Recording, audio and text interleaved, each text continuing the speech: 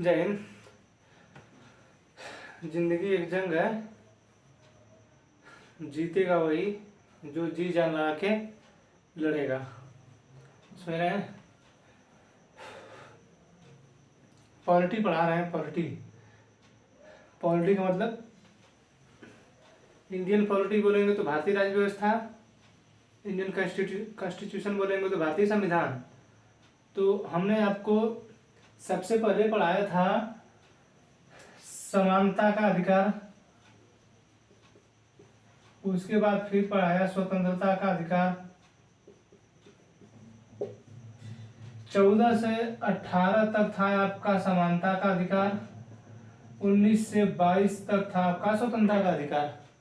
सुनना है नहीं? 14 से 18 तक समानता का अधिकार था।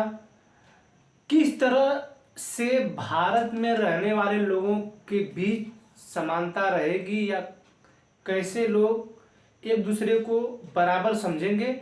हालांकि न समझना, जातिवाद करना, धर्मवाद करना, जो भी चीज़ें हो रही हैं वो अलग मैटर है। आपको अच्छी तरह दिखता है कि हमारे यहाँ जातिवाद चल रहा है, धर्मवाद चल रहा है, आप अच्छी तरह देख रहे हैं। लेकिन हमारा जो संविधान कहता है 14 से 18 तक कि आप भारत का हर व्यक्ति एक समान व्यक्ति है, वह कानून के नज़र में है। कानून के सामने आप किसी को नहीं सता सकते हैं, किसी को परेशान नहीं कर सकते हैं। उस हिसाब से कोई भी जो व्यक्ति है वह क्या है, एक समान है, एक समानता सबको दी गई है कानून के हिसाब से। नहीं तो इस तरह देखेंगे तो अगर आप कहेंगे, जैसे आप कहेंगे समानता में कि जब भारत में समानता की बात की गई है, सभी लोग एक समान होंगे, तो अनिल अंबानी क्यों सबसे अमीर आदमी है? वो भी क्यों नहीं नीचे बैठ कर खाते हैं? वो भी क्यों नहीं पैदल चलते हैं? क्यों नहीं वो लॉकडाउन में पैदल चले? क्यों नहीं उनको तकलीफें हुई? हम क्यों नहीं रिलायंस कंपनी चला रहे हैं? हम कोई R29 जी के हमारा जो चल रहा है सेंटर, हमारी कोई कहीं नहीं कोई कंपनी बड़ी है। तो हम समानता की बात करते हैं कहाँ पर? देखिए, ये जो समानता हमें बताई जाती है, ये हमें जीने के लिए, हमारे संरक्षण के लिए दी जाती है। अन्यथा और अन्य मामले में आपको किसी प्रकार की समानता नहीं है। समझ रहे नहीं? कोशिश हमारी रही कि आप समझ पाएँ, क्योंकि मैं अगर इस तरीके का उदाहरण देके बता रहा हूँ तो शायद आप समझ जाएं। क्योंकि मैं जब बता रहा हूँ कि समानता, आप कहेंगे ना कि जब 14 से 18 में समानता की बात कही गई है, तो हम क्यों नहीं, अनिल अंबानी इतना या मुकेश अंबानी इतना अमीर है, हम भी होने चाहिए। लेकिन भाई वो समानता अलग है। सुनना रखें, यहाँ पर डेमोक्रेसी है और स्वतंत्रता है। तो स्वतंत्रता तो भाई आप जान ही रहे हैं कि आपको हर प्रकार की स्वतंत्रता है, लेकिन ऐसी भी स्वतंत्रता आपको नहीं प्रदान की जाएगी जो जैसी स्वतंत्रता दूसरे को स्वतंत्र न रहने दे। मतलब ऐसी कोई भी स्वतंत्रता आपको नहीं प्रदान की जाएगी जो दूसरे की स्वतंत्रता छीनता हो। समझ रहे हैं? यही मामला हिजाब वाले में चल रहा था कि भले वो धार्मिक मामले में आता है, लेकिन ये जो स्वतंत्रता है वो धार्मिक वाला मामला, वो धार्मिक वाला ही चल जाता है। लेकिन जो अनुच्छेद 21 है, प्राण एवं दैहिक स्वतंत्रता, तो हमें ये भी अधिकार है कि हम अपने शरीर को ढके रहें।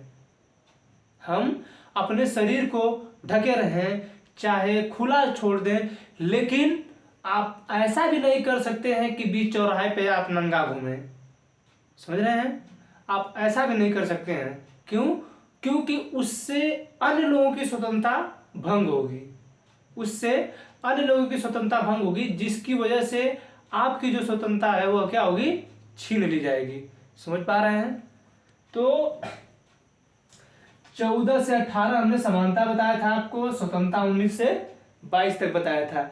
अब हमको बताना है 23-24 आपको शोषण के विरुद्ध अधिकार। लिख लीजिए। जैसे हम आपको बताए हैं कि जो मूल अधिकार है उसमें भी पहले 7 प्रकार की स्वतंत्रता थी, लेकिन फिलहाल 6 है। और उन 6 स्वतंत्रता में 2 स्वतंत्रता हमने पढ़ा दी है आपको। 14 से 18 तक समानता का अधिकार, 19 से 22 तक स्वतंत्रता का अधिकार। समझ में आ रहा है? अब पढ़ाना है तीसरा आपका अधिकार, जो है शोषण के विरुद्ध अधिकार। जो क्या है? शोषण के विरुद्ध। आशा है कि आपको दिख रहा होगा। शोषण के विरुद्ध क्या है? अधिकार है। समझ रहे हैं? तो ये जो है शोषण के विरुद्ध अधिकार ये है 23 से 24 तक। अनुच्छेद कहां से है? 23 से लेकर 24 तक। समझ रहे हैं? तो अनुच्छेद 23 जो है ये हम आपको बता रहे हैं। इसमें क्या लिखा गया है? अनुच्छेद 23 ये कहता है मानव दुर्व्यापार एवं बलात् श्रम का निषेध। अनुच्छेद 23 में ये कहता है मानव दुर्व्यापार एवं बलात् श्रम का निषेध। मतलब मानव दुर्व्यापार में क्या क्या आता है?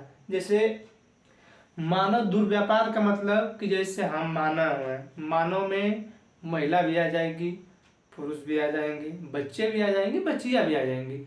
समझ पा रहे हैं? तो मानव दुर्व्यापार जो है इसके अंतर्गत आता है महिला व बच्चों की खरीद बिक्री। आप अक्सर देखते होंगे कि कुछ दारू पीने वाले जो लोग होते हैं अपने लड़कियों को बेच देते हैं।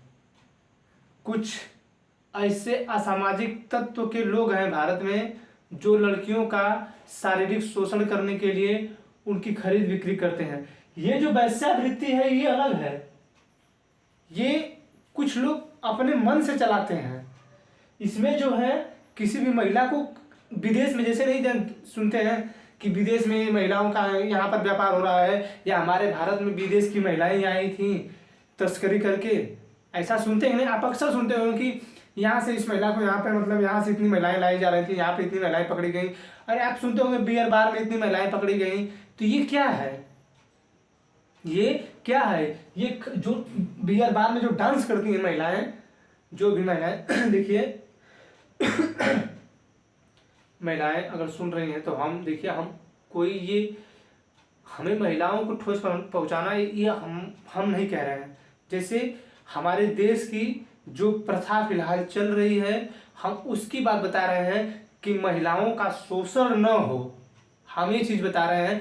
और उसी चीज़ का हम एग्जाम्पल दे रहे हैं कि आप सुनते होंगे अक्सर कि दक्षिण अफ्रीका से इतनी महिलाएं तस्कर करके आई, भारत से इतनी महिलाएं तस्कर करके चली गई, यहाँ पर ये बच्चा चोरी हो गया, यहाँ पर ये महिला चोरी हो गई, यहाँ से ये महिला उठा ली गई। मतलब ये तमाम तरह की आप चीज़ें देखते होंगे। तो वो जो चीज़ें हैं ये महिला व बच्चों की खरीद बिक्री वाला, इस पे क्या है? मनाही है।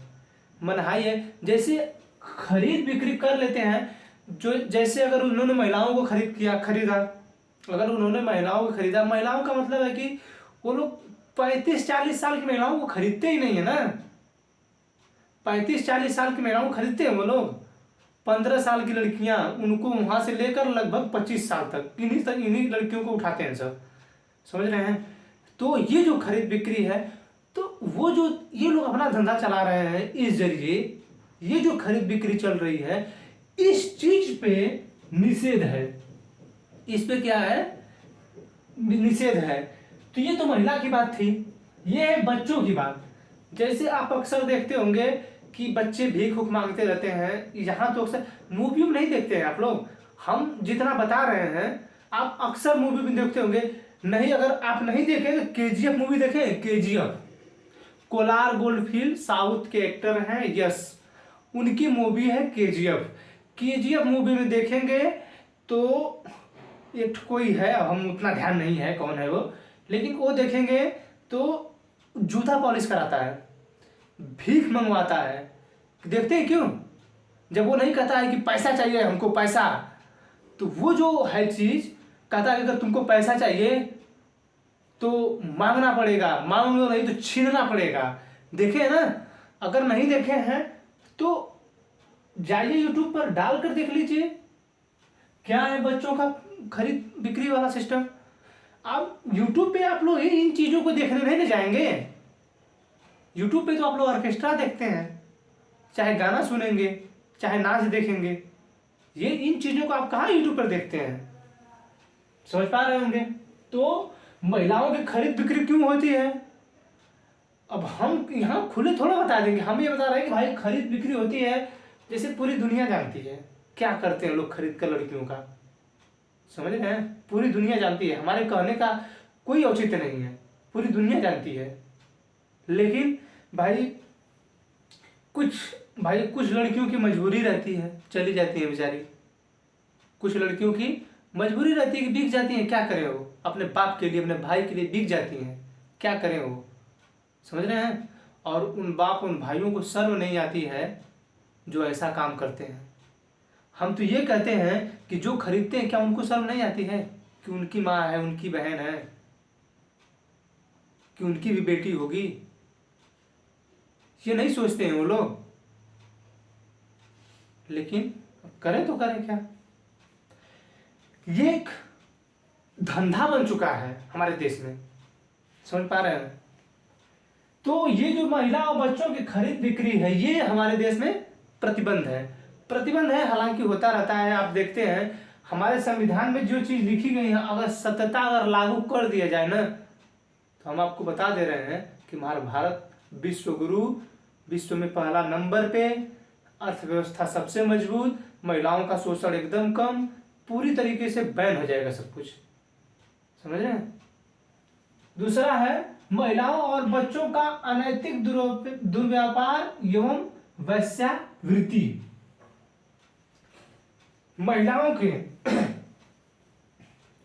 महिलाएं जो हैं, बहुत ऐसी महिलाएं हैं जो वेश्यावृत्ति करके अपना मतलब घर चलाती हैं, खर्चा चलाती हैं।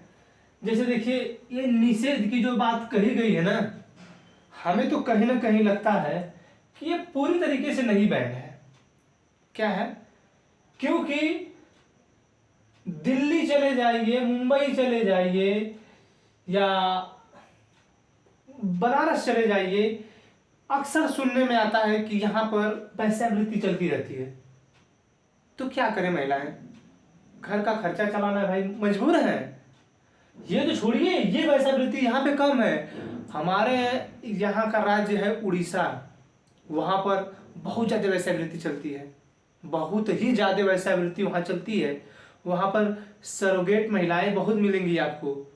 सरोगेट का मतलब जैसे आपकी कोई पत्नी है, आप बड़े व्यक्ति, बहुत बड़े, जैसे मान लीजिए वो है शाहरुख खान, शायद उसकी कोई पत्नी थी, क्या ऐसा कुछ है, उसकी पत्नी कोई थी, तो मतलब वो सरोगेट मदर है। आपकी वो प्रीति जिंटा जी शायद हैं, सरोगेट मदर है, क्योंकि उन्होंने तो अपने जो गर्भ में बच्चे को तो लिया, फर्टिलाइजेशन तो कराया, लेकिन फिर उसको ट्रांसफर करा दी दूसरे औरत में, कि मतलब वो उसके गर्भ में पलेगा। इनका ही जो अंडाशय होता है इसी महिला का होगा, उनके पुरुष का अंडाणु होगा, लेकिन जो फर्टिलाइजेशन के बाद जो बनता है वो जाइगोट, वो फैलोपियन ट्यूब के माध्यम से उस महिला में ट्रांसफर करा दिया जाएगा। तो वो जो होता है उसे हम सरोगेट कहते हैं, समझ रहे हैं। तो वो जो चीज है क्या है, वो वेश्यावृत्ति के अंतर्गत ही आ रहा है ना, क्या आ रहा है बताइए, वो वेश्यावृत्ति के अंतर्गत ही आ रहा है। तो महिलाओं और बच्चों का अनैतिक दुर्व्यापार एवं वेश्यावृत्ति, मतलब कि आप बच्चों के से शरीर का जो क्या होता है कि चुरा के लेके जाते हैं सर, तो किडनी निकाल के बेच देंगे, आंख निकाल कर बेच देंगे, कान निकाल कर बेच देते हैं। जैसे मतलब जो उनके शरीर के साथ जो भी चीज बिकने वाली रहती है, उन सभी चीजों को निकाल कर बेच देते हैं। तो उन सभी चीजों पे क्या है, रोक लगाई गई है। क्या है, रोक लगाई गई है। लेकिन कहाँ रोक है, हम तो आपको एग्जाम्पल भी दे दिया। हम तो दिल्ली क्या कहाँ गए थे हम, गए थे हरियाणा, कोई कहाँ एग्जाम देने गए थे हम, हरियाणा विशेष का। तो वहाँ पर हम दिल्ली से जब हरियाणा से, उस दिन मेरा एग्जाम भी कैंसिल हो गया था। गए थे वहाँ पे, पेपर लीक हो गया, एग्जाम कैंसिल हो गया, फिर उसी दिन वापस आना पड़ा था। तो दिल्ली से हम जब ट्रेन से आ रहे थे विदाउट टिकट थे, तो पुरानी दिल्ली उतरे थे। पुरानी दिल्ली से पैदल नए दिल्ली स्टेशन, मतलब न्यू दिल्ली स्टेशन तक लगभग आने में एक रोड है, वहाँ से 5-6-7 किलोमीटर का लगभग, हमको लगता है घूम गए होंगे ज़्यादा, हम तो 5-6 किलोमीटर हमको पड़ा था। तो बीच रास्ते में ही मतलब हम 10-10:30 बज रहा था, 11 रात को, तो बहुत सी महिलाएं वहाँ पर थी, ऐसे रूप में बहुत सी महिलाएं थी। तो वो जो आती हैं लोग, वो इसी के अंतर्गत आती हैं। भाई क्या करें, उनको अपना, देखिए कुछ लोग मजबूरी में करते हैं, कुछ लोगों ने शौक बना लिया है, कुछ लोगों की पैसा की जरूरत है, कुछ महिलाएं ऐसी जो एकदम मजबूरी में ऐसा कार्य करती हैं। करें क्या, पति उनका सही से पैसा नहीं देगा, क्या करे वो, उसको जरूरत है अपना खर्चा चलाने की। अब कुछ लोगों की शौक है, अपने शौक से करती होंगी। अब हम भाई कैसे कर दें इन चीज़ों को, समझ पा रहे हैं। तो ये जो है इस पर निषेध है, निषेध है पूरी तरीके से, लेकिन मानना कहाँ कोई मना, पूरी तरीके से चलता रहता है, चलता रहता है, न पूरी तरीके से बैन है न पूरी तरीके से चालू है, समझ पा रहे हैं। फिर देवदासी, मतलब जैसे पहले राजा थे महाराजा थे, तो घर में अपने मतलब कुछ महिलाओं को दासी बनाकर रखते थे, महिलाओं को दासी बनाकर रखते थे। जैसे पहले के राजा थे महाराजा थे, वो लोग दासी बनाकर रखते थे। आज भी लोग, कुछ लोग कहते हैं, आज भी बड़े बड़े परिवार के लोग जो हैं वो लोग करते हैं ऐसा। तो इन चीज़ों देवदासी पर क्या है, रोक लगाया गया है। फिर ये दास, आप दास नहीं बना सकते हैं, आप दास नहीं बना सकते हैं, समझ पा रहे हैं नहीं। आप क्या है, दास नहीं बना सकते हैं। दास का मतलब ये होता है कि जैसे कि आपके मतलब आप बड़े आदमी हैं, आप अपने घर किसी गरीब व्यक्ति को अपने घर लाए हैं, जितना मन कर रहा है उतना खटा रहे हैं, आप अपने घर बना के रखे हैं, जो मन कर रहा है वो करवा रहे हैं, उससे उसे ही कहते हैं दास। दास वही ना होता है जो आपके मन की करे, जो चाहे जो कहे आप वो करें, उसी को ना दास बोलते हैं। तो इन सभी चीज़ों पर क्या है, प्रतिबंध है। क्या है, इन सभी चीज़ों पर भारत सरकार ने प्रतिबंध लगाया है। हालांकि प्रतिबंध लगाया है, लेकिन ये सब चीज़ें चलता है, सभी चीज़ें चलती हैं, समझ रहे हैं ना, इन सभी चीज़ें चलती हैं। तो ये जो है अनुच्छेद 23, इसको लिख लीजिए। थोड़ा सा अपना वीडियो देख लेते हैं, क्योंकि हमको बहुत दिक्कत होता है, मेरा वीडियो बंद हो जाता है तो हमको तकलीफ हो जाती है, समझ रहे हैं ना। थोड़ा सा देख लेते हैं, थोड़ा इसको लिख लीजिए तब तक।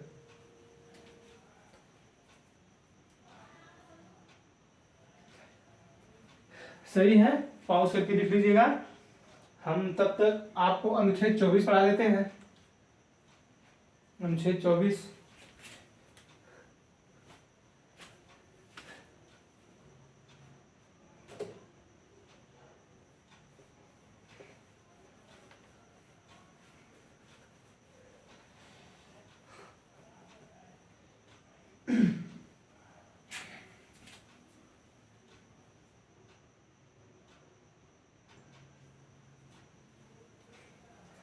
देखिए अनुच्छेद 24 क्या कहता है, कारखानों आदि में बालकों के, मतलब कारखानों आदि में बालकों के नियोजन पर प्रतिषेध, नियोजन पर प्रतिषेध।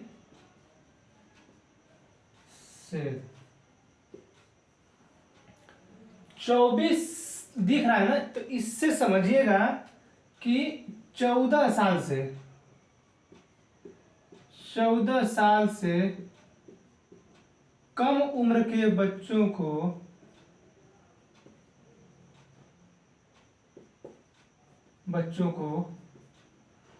कारखानों में शामिल नहीं कर सकते हैं, नहीं कर सकते हैं। तो ये जो है अनुच्छेद 24, इसमें ये कहता है कि आप जो है 14 वर्ष से कम उम्र के बच्चों को कारखानों में शामिल नहीं कर सकते हैं या किसी भी दुकान पर नहीं लगा सकते हैं। आप अक्सर सुनते होंगे कि आपका जो ये बच्चा है 14 साल का हो गया है कि नहीं हुआ है। अक्सर आप तो पूछते रहते हैं लोग कि 16 साल का हुआ है कि नहीं, 18 साल का हुआ है कि नहीं, समझ रहे हैं। तो इस जो है अनुच्छेद 24 कहता है कारखानों आदि में बालकों के नियोजन पर प्रतिषेध। नियोजन का मतलब है कि उस कारखाने में नहीं लगाना है। तो सबसे पहले तो आप कारखानों में नहीं लगा सकते हैं, कारखानों में। फिर जैसे कारखानों का मतलब बहुत कारखाने हो सकते हैं, कहीं कुछ बन रहा है कहीं कुछ बन रहा है। जैसे कालीन उद्योग जानते हैं, मिर्जापुर में बनता है, भदोही में बनता है। कालीन नगरी मिर्जापुर भदोही को कहा जाता है कालीन नगरी। कालीन नगरी मतलब जैसे चटाई नहीं होता है, चटाई वो बहुत महंगा मिलता है, जैसे स्क्वायर फीट से मिलता है वो, समझ रहे हैं। स्क्वायर फीट में ऐसे मान लीजिए ऐसे होगा 10 मीटर, ऐसे 10 मीटर नहीं, बहुत बता दिया हम, 5 मीटर, 5 मीटर ये, 5 मीटर ये भी बराबर, ये बराबर, ये भी बराबर। तो ये ऐसे मिलेगा। इसकी जो 5 मीटर कीमत होगी, अगर बढ़िया वाला होगा तो लगभग 2.5 से 3 लाख रुपए होगा कीमत। बढ़िया वाला जो मखमल होता है थोड़ा सा अच्छा, वो 2.5 से 3 लाख उसकी कीमत होगी। तो ये जो कारखाने की बात कर रहा है, तो कालीन नगरी जो भदोही मिर्जापुर है ना, वहां पे बहुत से बच्चों को लगाया जाता है, बहुत से बच्चों को क्या कहता है, लगाया जाता है। तो उसी के लिए ये क्या किया गया है, मना किया गया है कि आप नहीं लगा सकते हैं, कारखानों में आप शामिल नहीं कर सकते हैं। न माइनिंग, माइनिंग का मतलब खान, कोयले की खदान, कोयले की खदान में नहीं लगा सकते हैं, क्योंकि CH4 मीथेन गैस जो होती है उससे निकलती है। तो उस खदान में आप 14 साल से कम उम्र के बच्चों को नहीं लगा सकते हैं। क्या कर सकते हैं, 14 साल से कम उम्र के बच्चों को नहीं लगा सकते हैं। पटाखा उद्योग, पटाखा उद्योग इनमें बहुत से बच्चों को लगाया जाता है। तमिलनाडु में है एक शिवकाशी, शिवकाशी दक्षिण भारत में है एक शिवकाशी, वहां पे बहुत ही पटाखा उत्पन्न किया जाता है। बहुत ही मतलब उत्पन्न का मतलब जैसे जमीन से नहीं, मतलब बनाया जाता है, प्रोडक्शन उसका उत्पादन बहुत होता है, न कि पृथ्वी से उगता है। तो उत्पन्न करने का मतलब उत्पादन, उत्पादन मतलब बनाया जाता है, प्रोडक्शन होता है वो बहुत ज्यादा मात्रा में। तो शिवकाशी है, तमिलनाडु में शिवकाशी है, वहां पर बहुत ज्यादा ही पटाखा उद्योग है, वहां पर भी बच्चों को लगाया जाता है। ये क्वेश्चन पूछता है कि पटाखा सबसे ज्यादा कहाँ बनता है, तो ये क्या है, शिवकाशी में बनता है। कहाँ बनता है, शिवकाशी में। तो ये कभी कभी पूछता है। तो 14 साल के कम बच्चों को कारखानों, माइनिंग, पटाखा उद्योग में क्या कर सकते हैं, आप नहीं लगा सकते हैं। क्या कर सकते हैं, नहीं लगा सकते हैं। तो इन सभी चीजों को देखते हुए, इन सभी चीजों को देखते हुए ये कहा गया कि अगर मान लीजिए अनुच्छेद 23 में कहा गया है कि बलात् श्रम नहीं करा सकते हैं। अनुच्छेद 23 में इन दोनों चीजों को देखते हुए, इन दोनों चीजों को देखते हुए हम मिटा दे रहे हैं इनको। अनुच्छेद 23 बता दिया, अनुच्छेद 24 आप इन दोनों को लिख लिए हैं, तो इसको थोड़ा देखिए, हम जो बताने की कोशिश कर रहे हैं। ये अनुच्छेद 23 ये कह रहा है कि बलात् श्रम पे जो प्रतिषेध है अनुच्छेद 23 में, मानव दुर्व्यापार एवं बलात् श्रम पे जो प्रतिषेध है, मनाही है, तो लोगों ने ये सोचा कि अगर ये मनाही रही इसी तरह, कभी भी भारत पे अटैक कर दिया, और जैसे आज देख रहे हैं यूक्रेन में, यूक्रेन अरे विवाद चल रहा है ना यूक्रेन का। तो यूक्रेन का जो विवाद चल रहा है, ये जो विवाद है, इसमें नहीं कह रहा है कि जेलेंस्की बोल रहे हैं कि जिनको लड़ना है देश के लिए लड़िए, देश के लिए लड़िए, अपना योगदान देश को दीजिए, अपना जो प्राण है देश के लिए न्यौछावर करिए। तो वो जो चीजें हैं, मान लीजिए भारत पे ऐसा कोई सब विकट परिस्थिति ना आए हमारे भारत में, भगवान से ऐसी दुआ रहे, उनकी कृपा बनी रहे कि ऐसी कोई संकट ना आए। लेकिन मान लीजिए भाई, अब संविधान वालों ने ये जब संविधान बनाया तो बहुत दूरदर्शी थे वो लोग। वो तो हम लोगों को भगवान उन्हीं लोगों को मानना चाहिए कि वो ऐसा संविधान बना कर गए हैं कि हम लोग सही से चल पा रहे हैं, नहीं तो चलना मुश्किल हो जाता छोटे छोटे जातियों का। वो तो संविधान नेताओं को, बड़े बड़े जातिवाद लोगों को बांध कर रखा है, नहीं तो आपका चलना मुश्किल हो जाता। और आप लोग समझने की कोशिश ही नहीं कर रहे हैं, सिर्फ जातिवाद में बढ़ चुके हैं। समझ रहे हैं? अरे आज धर्म के नाम पे राजनीति हो रही है, कभी देश के नाम पे राजनीति होती थी। क्या बोल रहा हूं मैं? कभी देश के नाम पे राजनीति होती थी, आज देश के नाम पे राजनीति कभी होती ही नहीं है, क्योंकि हमारे देश के विकास से किसी को कोई मतलब नहीं है। हमारे देश के विकास से किसी को कोई मतलब नहीं है। समझ पा रहे हैं? तो यही हमारे देश के संवैधानिक निर्माता थे, जो संविधान निर्माण कर रहे थे, उन लोगों ने ये सोचा, अगर मान लीजिए कि आने वाले समय में ऐसी कोई परिस्थिति आ जाती है जिसमें हमें किसी से काम करवाना पड़ जाए। उसमें अनुच्छेद 23 में कहा है बलात् श्रम, मतलब आप किसी से जबरदस्ती काम नहीं करा सकते हैं।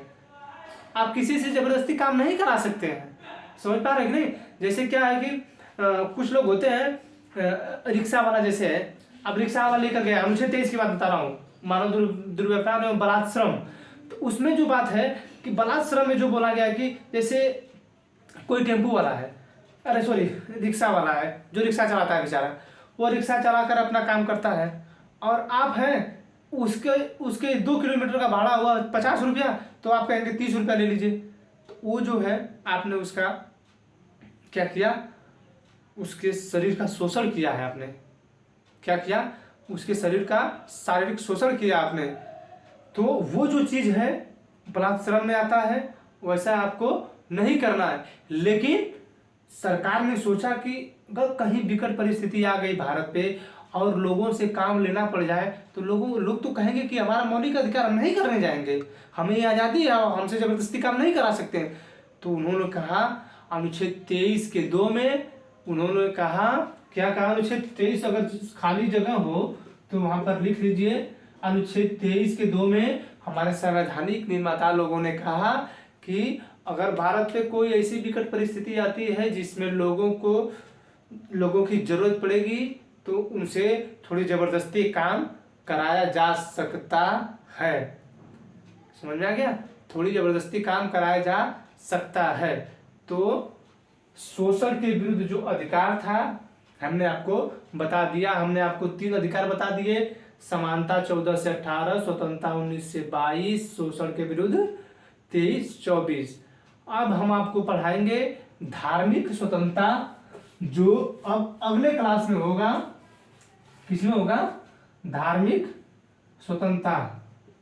क्या है? धार्मिक स्वतंत्रता कहाँ से है? वो 25 से 28। 23-24 क्या है?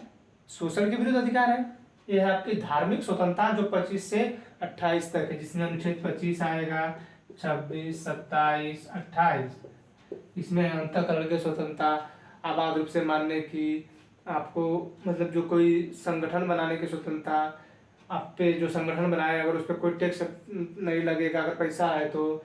उसके बाद मतलब आपको तमाम तरह की स्वतंत्रता दी गई है। धर्म को लेकर जो हिजाब वाला मामला चल रहा है, हमने आपको पहले बताया कि आपकी स्वतंत्रता है प्राण योग दैहिक स्वतंत्रता। दैहिक का मतलब है आप अपने शरीर को ढक सकते हैं, लेकिन आप ऐसा भी है कि आप अपने शरीर को नंगा नहीं घुमा सकते हैं, क्योंकि तो ये जो धार्मिक स्वतंत्रता है, तो हिजाब वाला मामला जो है महिलाएं यही नहीं कर रहे हैं कि मतलब हम पूरे शरीर को ढकते हैं, मुस्लिम महिलाएं।